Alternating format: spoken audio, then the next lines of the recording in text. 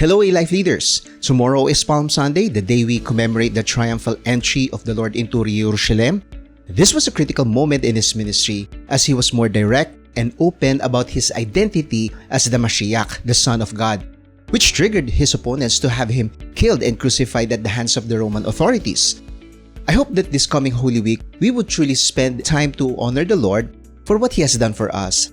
This will be a time of recollection and understanding of the events according to the narration of the Gospels, as well as thanksgiving for his sacrifice for us and celebration of his resurrection.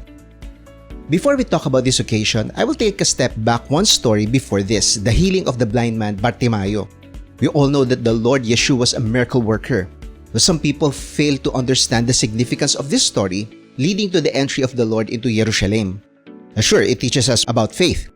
However, he said something that many people miss, which is very relevant to the story of the triumphal entry of the Lord into the holy city.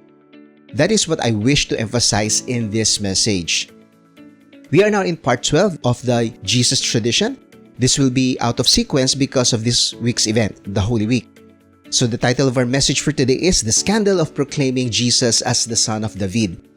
It is not scandalous for the supporters of the Lord, of course not, but it was for the Yehudi authorities, who refused to acknowledge him as the coming king and as the Mashiach. The story of the healing of Bartimayo was mentioned in the Synoptic Gospels. Only Marco named the blind man Bartimayo. Matthew said there were two blind men, chapter 20 verse 30. Luca mentioned only one, just like Marco, but he did not name the person. Perhaps his audience already knew his name.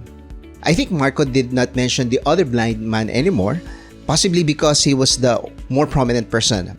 And probably he became a well-known disciple too, proclaiming the gospel during the early years of the church. A New Testament scholar Mike Licona said this is a practice of ancient biographers, which is called spotlighting. Authors ignore the other characters so that they can bring the focus on the more important person, which is in this case Bartimayo.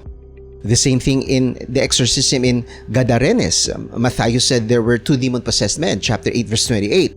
Marco and Luca mentioned only one, Marco chapter 5 verse 2 and Luca chapter 8 verse 27.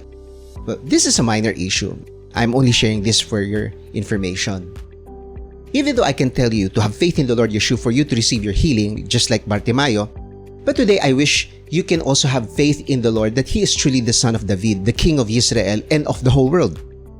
Marco chapter 10 verse 47, when Bartimayo heard that it was Yeshua the Nazareno, he began to shout out, "Yeshua, Son of David, have mercy on me."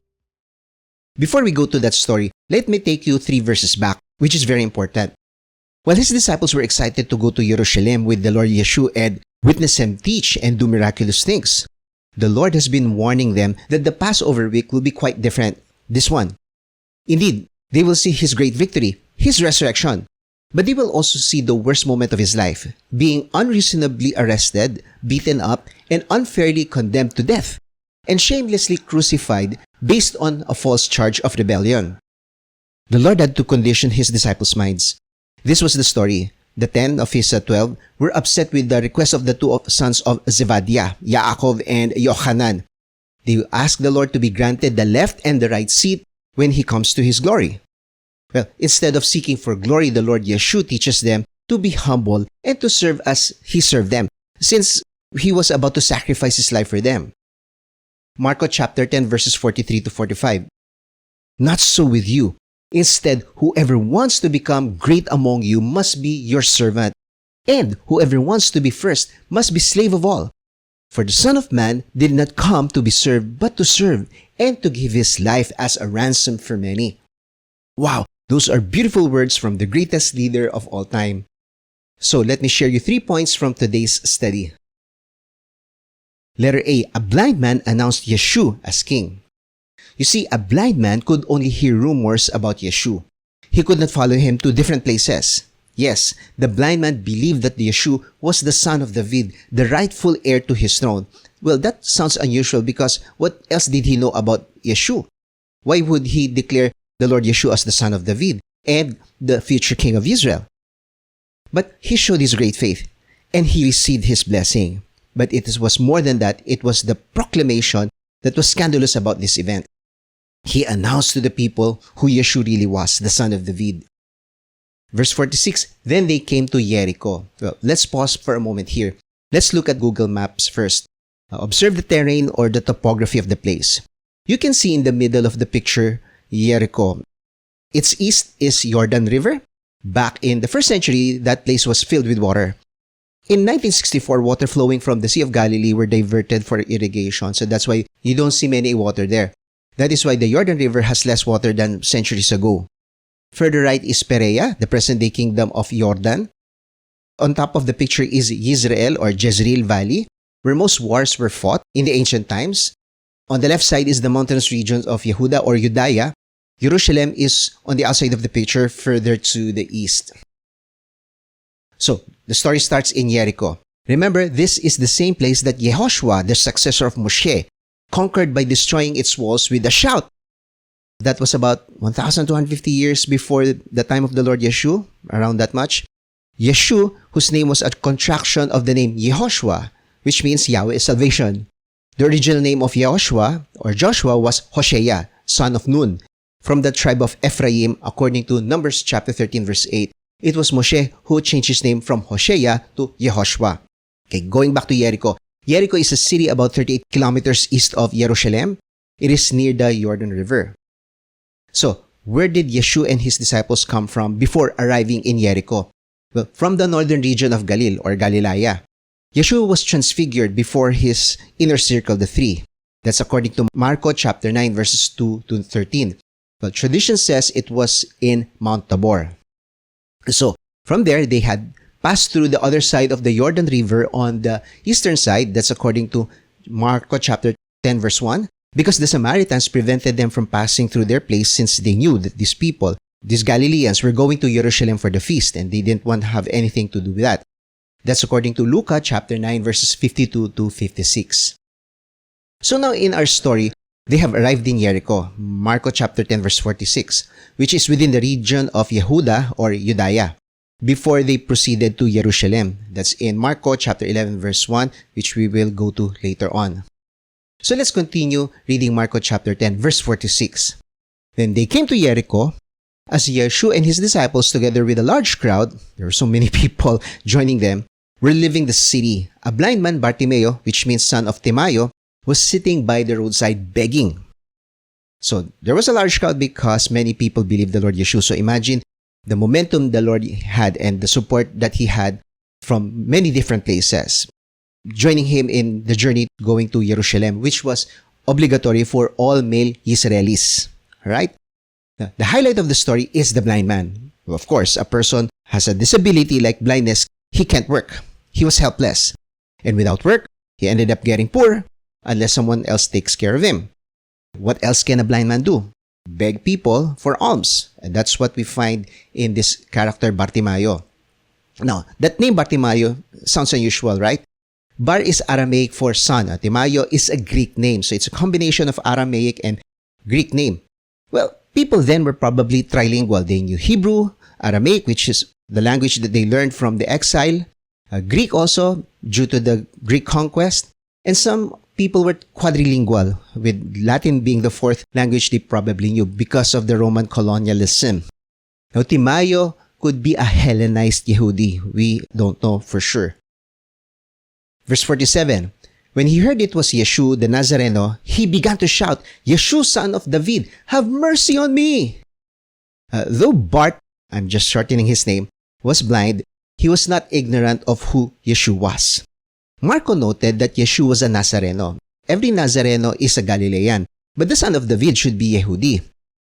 Though some people considered the Lord a Nazareno, Bart proclaimed Yeshua who he really was, the son of David. Well, in other words, Yeshua was both a Galilean and a Yehudi. So he called him son of David. That was a proclamation of Yeshua as king, which is our point here. Therefore, he was the heir to the throne of David. Though Israel at that time did not have any monarch, okay? Indeed, Yeshua was the son of David. That's according to Psalm 18 verse 51.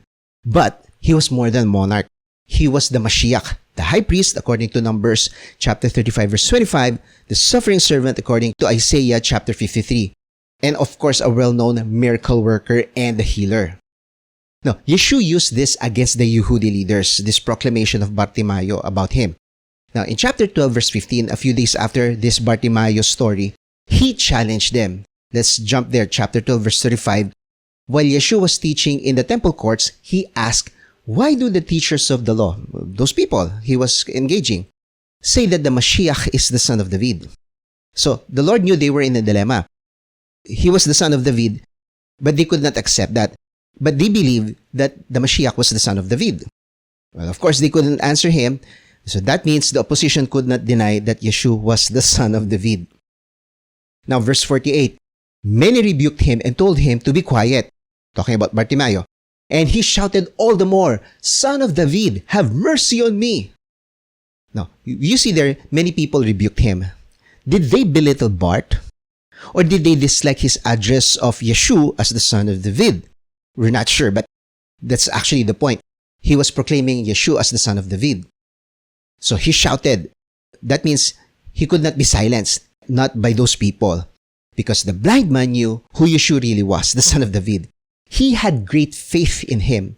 He did not let anyone stop him from expressing his faith in the Lord Yeshua. That's wonderful, right?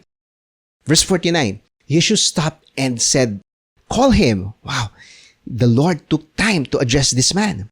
And of course, the people obeyed the Lord. So they called to the blind man, cheer up, on your feet. He's calling you. So finally, he got the Lord's attention. The Lord heard him. Praise the Lord. Wow. So Yeshua stopped to take time to address his need. The Lord heard him in spite of the people trying to silence him. So the Lord said to the people, call him, call Bartimayo to him. So in other words, he admonished the people for trying to silence him. He wanted them to lead the blind man to him. So they said to him, cheer up. So the people were very happy for Bartimayo. And knowing that the Lord was a miracle worker, they knew that a miracle was about to happen. And they wanted to see another great work from the Lord. Right? Verse 50, throwing his cloak aside, he jumped to his feet and came to Yeshua. Wow. If I was Bartimayo, I would also be that excited. Now, what could that mean? He threw his cloak. Well, I think he did not need that anymore for begging alms. So Bart jumped, of course, because he was so excited. You see, he was not lame. He was only blind, so he could jump. He was very excited to come to the Lord Yeshua. So Bart came to the Lord Yeshua. People probably guided him toward the Lord Yeshua. And there we see the great encounter between him and the Lord. Verse 51. What do you want me to do for you? Yeshua asked him. The blind man said, Rabboni, I want to see. That's kind of weird. Why did the Lord ask him, what do you want from me? Obviously, the Lord could see that he was blind. Well, I think because the Lord Yeshua was trying to draw faith from the blind man for the people to see and to witness that having faith in him, a person with disability can receive his healing. And that is the kind of faith those people also needed on the Lord. Alright? You see, blindness did not prevent Bart from having genuine faith in the Lord. You see, this kind of people, because of their infirmity, they had to have faith in the Lord. So that's why they had greater faith compared with the other people. Alright? So he called Yeshua Rabboni, which is teacher. But for Bart, the Lord was more than the son of David. He was also a master teacher, a highly respected person in Israel. That's what a Rabboni was. Okay? Now, even though the Lord saw that Bart was blind, he still asked him what he wanted. Well, previously, he only asked for mercy. Okay? But Bart answered, I want to see. Obviously. He believed Yeshua can perform supernatural works and he could receive his healing. But perhaps not only be able to see, but to see the Lord himself. And that is why he began to follow him. That's what the next verse says. Yes, verse 52. Go, said Yeshua, your faith has healed you. Immediately he received his sight and followed Yeshua along the road, perhaps going to Jerusalem. Now, why did the Lord tell him to go? Well, the Lord released him from blindness. So the man can now go, move around. Before, he had to be led or slowly sense his way around the city just to be able to find a good place to beg for alms. But now he can go by himself because he has received his healing. Now, he said, your faith has healed you. Well, that was a big compliment. Faith was the instrumental cause of his healing, not the efficient cause. Yeshua's power was the efficient cause. All right? it was Yeshua's power that really made him well. The verse says there, immediately he received his healing. Bart experienced a quick miracle. No complications, no long ritual. Well, this is the beautiful part. Bart followed Yeshua. Instead of going home, showing himself to people, he joined the Lord on his way to Jerusalem. He wanted more of the Lord than anything else. And that's what we can learn from Bartimeo. We should follow the Lord, especially after receiving great favor from the Lord. So that's our first main point. Letter A blind man announced Yeshua as king because he was the son of David. Now, if we carefully analyze, one, where the story was placed within the build-up toward the last week of Yeshua, which is just prior to the entrance of Yeshua to Jerusalem. Second, what was astounding in the story? Yeshua was the son of David, okay? And third, what was surprising in the story? That a blind man announcing Yeshua's identity, all right? Because that was critical to the next story, his entrance to Jerusalem. So then we will understand the purpose of the story, and that is to show that people were picking up the idea clearly who Yeshua was, and to explain why the people welcome Yeshua as the King of Israel. Okay? So that was intentional for the author, in this case Marco, to tell that story prior to the entrance of the Lord into Jerusalem. Now, if you were there, would you also believe that Yeshua was the rightful heir to the throne of David, the one you've been waiting for? Right? Letter B, the Lord Yeshua presented himself as king. Now, we cannot say that the people chose Yeshua to be the Mashiach and the king of Israel. Well, the Lord himself was really the king of Israel. He showed signs and claimed to be the son of David, and the people were convinced about what he has shown them. The way he entered Jerusalem is a clear message that he was the son of David, the rightful heir to the throne of his grandfather. So the story shifts from Jericho to Jerusalem. Let's look at the picture first from Google Maps. Again, Jericho is on the eastern side of Jerusalem. It's on the plains. Now, going west toward Jerusalem, one will have to climb through the mountainous range of Yehudiah. Look at the picture in Google Street View. This is Jericho. Cut from the picture on the right side is the ancient city of Jericho. Overlooking the east is, what you can see there, the Judean mountains or Har Yehuda. The topography is quite different. It's elevated from Jericho. All right? Now, this is from Google Maps. Going west toward Jerusalem, one will have to climb through the mountainous range of Judeah. One can travel or hike within a day from Jericho to Jerusalem, but it is actually more practical to spare a day for a journey. Non-stop, can take you only 9 hours actually. Travelers have to go up and down the hills, right and left, through the valleys, just to get to Jerusalem. Let's continue reading from the Gospel of Marco. We are now in chapter 11, verse 1. As they approached Jerusalem and came to Bethphage and Bethania at the Mount of Olives, let's stop there. As you can see in the map, these places mentioned in the verse are next to each other. Remember, Lazaro and his sister Martha and Maria were from Bethania. When the Lord Yeshua raised Lazarus, that's in Yohanan chapter 11, it caused so much stir in Jerusalem. Why? Because the Lord was demonstrating his power that he can raise his body, his own body, back to life as he raised Lazarus back to life. Many people were believing in Yeshua because of the miracle he did on Lazarus. This made the Yehudi authorities attempt to kill Lazarus. They're trying to get rid of the evidence. That's in Yohanan chapter 12, verse 10. I have another picture here from Google Street View. Of course, way back then, this city didn't look like this. It's quite different now. So now, they were very close to Jerusalem. Bethania, Bethphage, and the Mount of Olives are just adjacent to each other, next to each other. Mount of Olives is about 1.5 kilometers from Bethphage from the perspective of this photo. Of course, there were no cars way back then. Now, let's look at the next picture, also from Google Street View. The photo is from a road in Mount of Olives. To get to Jerusalem, or the old city of David, one has to go down the valley and then climb up again to the city. Now, this was the moment of truth. The Lord Yeshua perfectly timed his arrival in Jerusalem. Many Israelis were arriving also there for the feast at this time because it was, again, obligatory for the men to go there for the feast. We call this the triumphal entry of the Lord because the people welcomed the Lord as they would receive a king. Others call this Palm Sunday because people began cutting palm branches and waving them for the Lord Yeshua. That's in Yohanan chapter 12, verse 13. Remember the occasion. This was special. This is the Passover week. This week-long festivity is a commemoration of the Exodus, or the departure of the children of Israel from Egypt. It started with the selection of the Paschal lamb, its sacrifice, and their departure from Egypt. And, they crossed the Sea of Reeds. Now, this final Pesach of the Lord is the fulfillment of this festivity. It started with Yeshua being recognized as the Paschal Lamb, and it ended with his death and resurrection.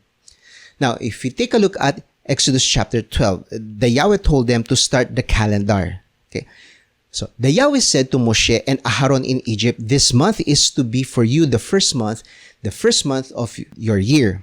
So it was new beginning for them. The first month is called Nisan. That corresponds to the evening of March 30 for this year in 2025 because they follow the lunar calendar. It's not a fixed thing. They adjust to the signs of the heavens, especially the moon. Since it was a lunar calendar, Nisan 1 always starts every new moon. Now, even though the selection of the Paschal lamb is done on Nisan 10, so that is April 8 this year, the Paschal week starts on Nisan 14, April 12, last Saturday, and ends on Nisan 22 in the evening of April 20. That will be on Sunday. Let's proceed with the story. Well, apparently, Marko chapter 11, verse 1 happened in Nisan 10. Verse 1 said, Yeshua sent two of his disciples, saying to them, "Go to the village ahead of you, and just as you enter it, you will find a colt tied there, which no one has ever ridden. Untie it and bring it here. If anyone asks you, 'Why are you doing this?' say, 'The Lord needs it and will send it back here shortly.'" They were still in Bethphage at the Mount of Olives at this time. Well, obviously preparing to enter Jerusalem, riding on a colt was intentional for the Lord Yeshua. For what? To fulfill what the prophecy of Zechariah chapter 9 verse 9 proclaims, which says, "Rejoice greatly, daughter of Zion. Shout, daughter of Jerusalem. See, your king comes to you, righteous and victorious, lowly and riding on a donkey, on a colt, the foal of a donkey." Now, his disciples did not understand this until after the resurrection. Verse 4, they went and found a colt outside in the street, tied at a doorway. As they untied it, some people standing there asked, "What are you doing, untying that colt?" See the provision of God there? Well, of course, it was not unusual to find a donkey in Jerusalem, but the Lord was correct that they will find a donkey tied there. You see, when the disciples saw the donkey and untied it, they did not ask for the owner's permission. So the people thought that they were stealing the colt. That's in verse 5. Verse 6, they answered as Yeshua had told them to, and the people let them go. Perhaps the people recognized that it will be the Lord Yeshua who will be using the colt. So they allowed his disciples to take the colt there. But anyway, as verse 3 said, they said that they will return it after using it in just a while. Verse 7, when they brought the colt to Yeshua and threw their cloaks over it, he sat on it. Now, why ride on a colt? Well, aside from the prophecy, it is an expression of humility. Well, normally, kings would ride on the best and the strongest horse. But the Lord Yeshua rode on a young and smaller animal. Because he was not trying to intimidate anyone or display pride. He was showing humility. Wonderful, right? So that's our second main point. Letter B, the Lord Yeshua presented himself as king. It was unmistakable. Riding on that colt is a sign that he was fulfilling the prophecy. It is unmistakable that the Lord was becoming more straightforward at this time, not speaking anymore in mystery. Usually, the Yehudi leaders would be able to see and understand the signs of the Lord more obviously, since they were familiar with scriptures. The Lord did not have to convince the people so much about who he was. They already accepted him as the son of David. So the challenge was more on the Yehudi leaders. Still, they did not receive the Lord. Regardless, to fulfill his mission, to sacrifice his life for our sins, was more important to the Lord. Since that was that moment, the Lord Yeshua presented himself in an obvious manner about his claims and identity as the Son of God and the Son of David. he showed them he was fulfilling the prophecy of Zechariah by entering Jerusalem as Israel's coming king. Third and last point, the people declared the Lord Yeshua as king. It was unexpected to hear a blind man to proclaim Yeshua as the son of David. Well, it was more unsettling for the Yehudi leaders to hear and see so many people declare Yeshua as the son of David, their future king. Well, come to think of it, they could have just ignored the popularity of the Lord Yeshua. What could he do? Well, they were not a monarchy after all. The Lord had to deal with the Romans if he insisted on becoming the new king of Israel. Well, that was not impossible since the people wanted him to be king and he had their support. Well, in either case, the Yehudi leaders were the losers. They would rather depose the Romans by themselves and take complete control of the Roman province than let the Lord Yeshua do it. So, they tried to force the Romans to condemn Yeshua to death for rebellion. So now the Lord enters the city of David and the people gave him a festival welcome. We're now in verse 8. Many people spread their cloaks on the road, while others spread branches they had cut in the fields. Those who went ahead and those who followed shouted, "Hosanna! Blessed is he who comes in the name of the Lord. Blessed is the coming kingdom of our father David. Hosanna in the highest heaven." So the triumphal entry is traditionally dated on Nisan 10, the day when the people had to select the Paschal Lamb. The people did not realize that they welcomed the Lord as a way of also choosing him as the Paschal Lamb. Exodus chapter 12 verse 3 tells us more about the sacrifice of the lamb on the night of the Exodus from Egypt. Tell the whole community of Israel that on the 10th day of this month, each man is to take a lamb for his family, one for each household. After this event, the following year, they only needed to sacrifice one lamb for the whole nation. There was no need to sacrifice a lamb per household. There was no need to apply the blood of the lamb on the doorpost since there was no destroyer anymore to strike the firstborn of Egypt. They've departed from Egypt after all. Exodus 12 verse 23, "For the Yahweh will pass through to strike the Egyptians, and when he sees the blood on the lintel and on the two doorposts, the Yahweh will pass over the door and will not allow the destroyer to enter their houses to strike you." So that's why it's called Passover. The destroyer passed over them. Now, the Gospel of Luke gives us more detail about his entrance. Chapter 19 verse 37.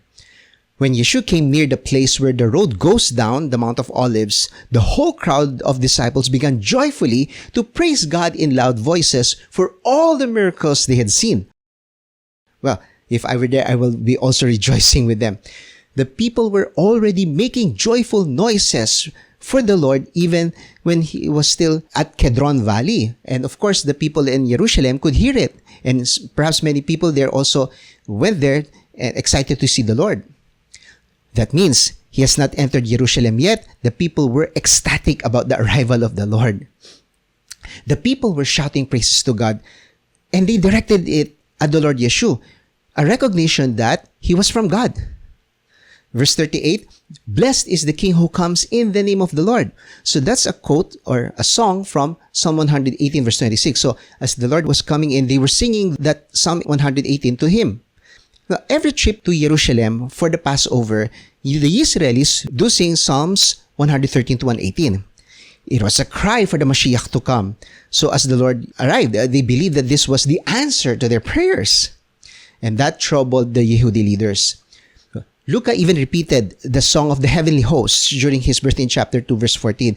"Peace in heaven and glory in the highest." So again, that really upset the Yehudi leaders, especially the Pharisees.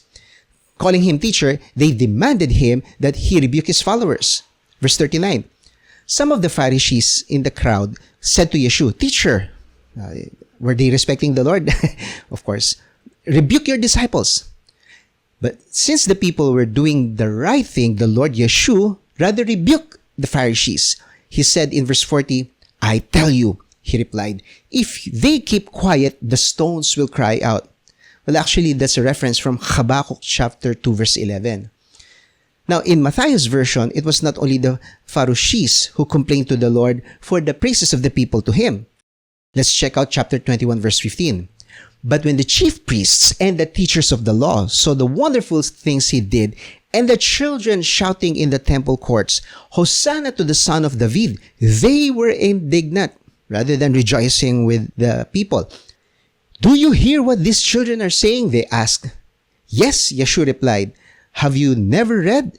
From the lips of children and infants, you, Lord, have called forth praise. You, Lord, have called forth praise. That's from Psalm chapter 8, verse 2.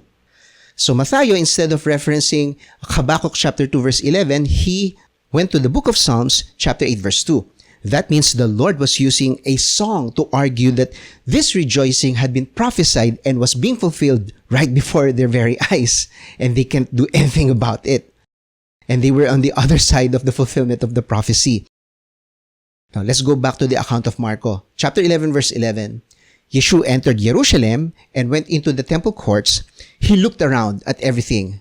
But since it was already late, he went out to Bethania with the 12. Bravely, the Lord entered Jerusalem and the courts. He looked around. Why? To evaluate everything. While the people gladly accepted him as the son of David, the temple was not prepared for him. So the following day, he judged it. We will not discuss that anymore. We'll be ending here. And so he left the city and stayed nearby in Bethania, probably in the house of his friends Lazaro, Maria, and Martha.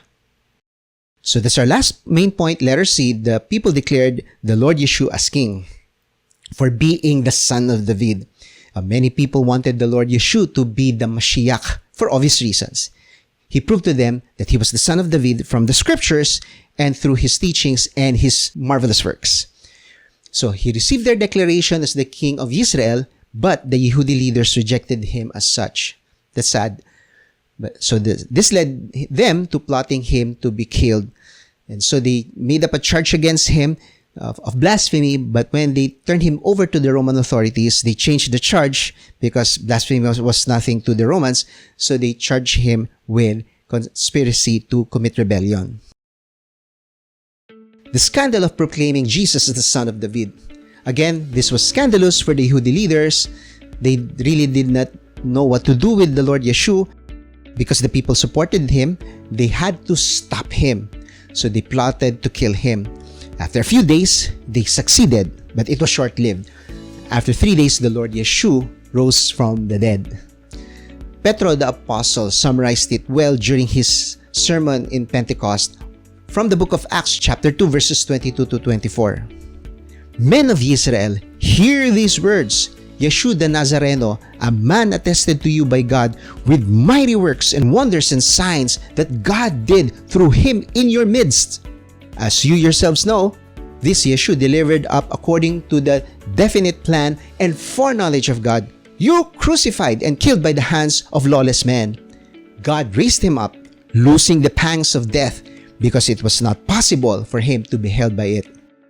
So that's the resurrection of the Lord Yeshua.